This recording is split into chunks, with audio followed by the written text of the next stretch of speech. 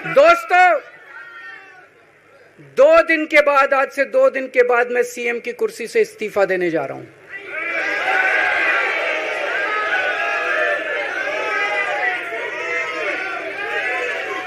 और मैं तब तक सीएम की कुर्सी पे नहीं बैठूंगा जब तक जनता अपना फैसला ना सुना दे।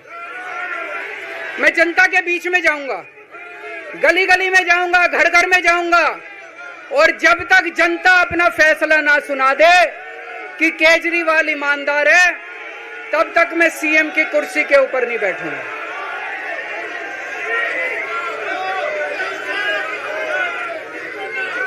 आज से कुछ महीने बाद चुनाव है, दिल्ली के चुनाव है।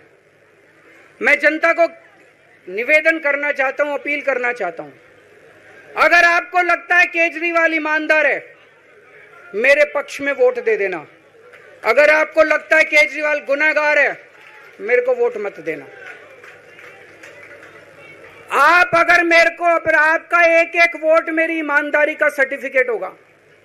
अगर आप मेरे को वोट देके जिताओगे और अगर आप कहोगे कि केजरीवाल ईमानदार है, तो चुनाव के बाद, उसके बाद जाके मैं सीएम की कुर्सी पे बैठूंगा। तब तक मैं सीएम की कुर्सी पे नहीं बैठूंगा।